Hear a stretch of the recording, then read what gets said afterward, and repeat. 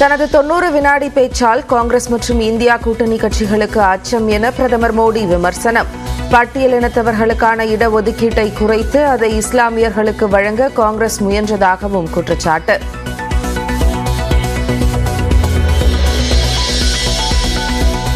நாட்டுக்காக தாலியையே தியாகம் செய்தவர் எனது தாய். பிரதமர் மோடிக்கு காங்கிரஸ் பொதுச் செயலாளர் பிரியங்கா காந்தி பதிலடி.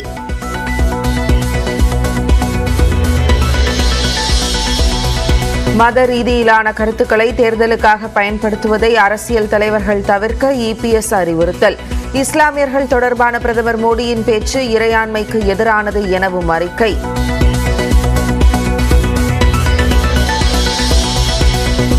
வெறுப்பு பேச்சு தொடர்பாக பிரதமர் மோடிக்கு எதிரான புகார்கள் குறித்து ஆய்வு. தேர்தல் ஆணையம் விளக்கம்.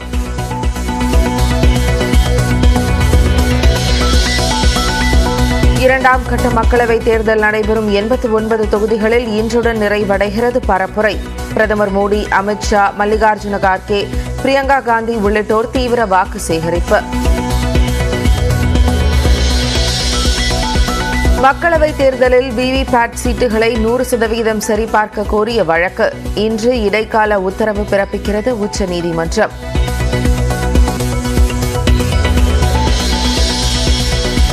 வட தமிழ்நாடு மற்றும் உள் மாவட்டங்களில் இன்று வெப்ப அலை வீசக்கூடும் என வானிலை மையம் எச்சரிக்கை.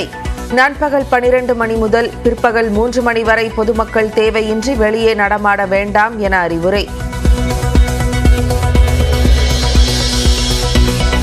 மே மாதம் தொடங்கும் முன்பே தமிழ்நாட்டில் 15 இடங்களில் சதம் அடித்தது வெயில். கோடை வெப்பத்தால் பற்றி எரியும் முதுமலை புலிகள் காப்பக வனப்பகுதி.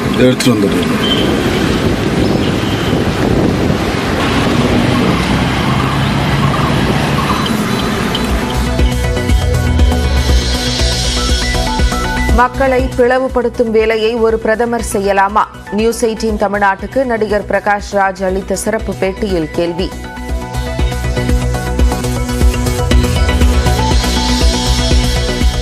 ஆந்திராவின் பித்தாபுரம் பேரவை தொகுதியில் போட்டியிடும் பவன் கல்யாண் தொண்டர்களுடன் ஊர்வலமாக சென்று வேட்புமனு தாக்கல்.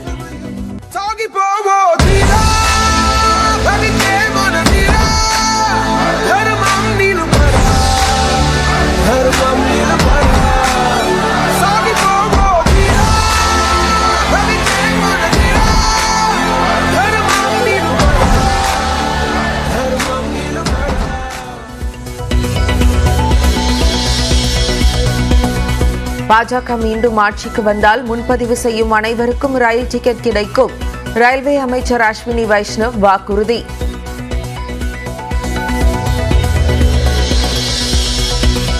ரயில் பயணிகள் இனி சொமேட்டோ மூலம் விருப்பமான உணவகங்களில் இருந்து ஆர்டர் செய்யலாம். ஐஆர்சிடிசி நிர்வாகம் ஏற்பாடு.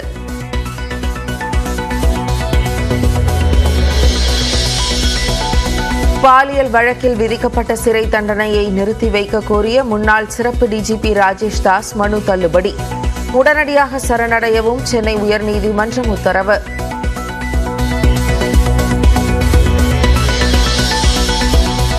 புறம்போக்கு நிலம் தொடர்பாக ஏற்பட்ட மோதலில் 2 அடித்துக் கொல்லப்பட்ட வழக்கு. 20 பேருக்கு ஆயுள் தண்டனை விதித்து விழுப்புரம் நீதிமன்றம் அதிரடி உத்தரவு.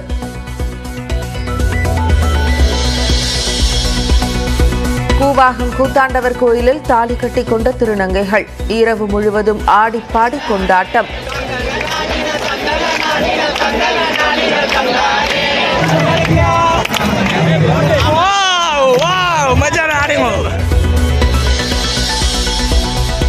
புதுச்சேரி பிள்ளையார்குப்பம் கூத்தாண்டவர் கோயில் விழாவை ஒட்டி அழகி போட்டி. பாரம்பரிய உடை, மாடர்ன் உடை அணிந்த அசத்திய திருநங்கையர்.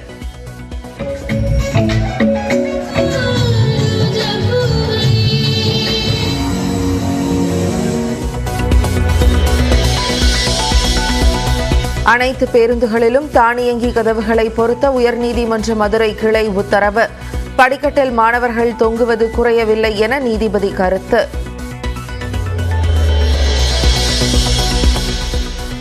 லக்னோ வீரர் ஸ்டாய்னிஸின் அதிரடி சதத்தால் சேப்பாக்கம் போட்டியில் தோல்வியை தழுவிய சென்னை சூப்பர் கிங்ஸ். ருத்துராஜின் சதம் வீணான நிலையில் புள்ளி பட்டியலிலும் 5வது இடத்திற்கு தள்ளப்பட்டது.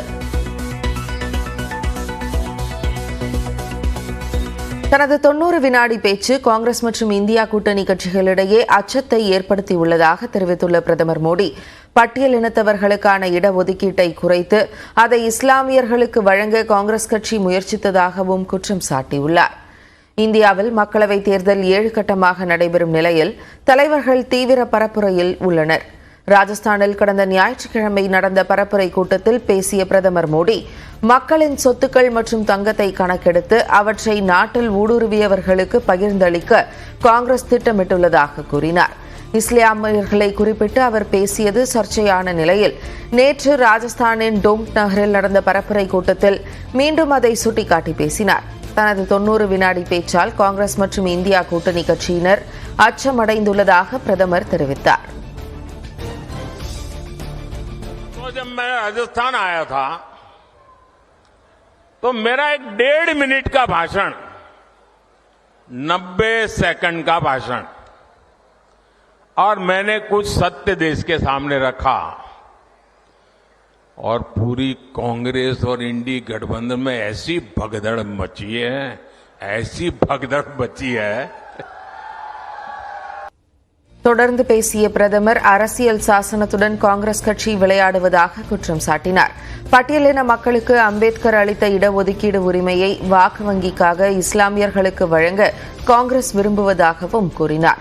மேலும் இடஒதுக்கீடு எப்போதும் மாற்றப்படாது எனவும் மதத்தின் அடிப்படையில் பிரிக்கப்படாது எனவும் பிரதமர் விளக்கம் அளித்தார். दलित, पिछड़ों और आदिवासियों को दिया, कांग्रेस और इंडी अलायंस वाले उसे मजहब के आधार पर मुसलमानों को देना चाहते थे. பண மதிப்பிழப்பு நடவடிக்கையால் பெண்கள் தாலிகளை அடமானம் வைக்க நேரிட்ட போது பிரதமர் எங்கே இருந்தார் என்று கேள்வி எழுப்பியுள்ள பிரியங்கா காந்தி, நாட்டிற்காக தனது தாய் தாலியையே தியாகம் செய்ததாக கூறினார். கர்நாடகாவில் உள்ள 28 மக்களவை தொகுதிகளில் பெங்களூரு ஊரகம், வடக்கு, மத்திய மற்றும் தெற்கு பெங்களூரு, மாண்டியா, மைசூர் ஆகிய 6 இடங்களுக்கு மட்டும் நாளை மறுநாள் வாக்குப்பதிவு நடைபெற உள்ளது. இதற்கான பரப்புரையில் தேசிய கட்சி தலைவர்கள் தீவிரம் காட்டி வருகின்றனர். மத்திய உள்துறை அமைச்சர் அமித்ஷா தெற்கு பெங்களூரு தொகுதி பாஜக வேட்பாளர் தேஜஸ்வி சூர்யாவை ஆதரித்து ரோட் ஷோ சென்றார்.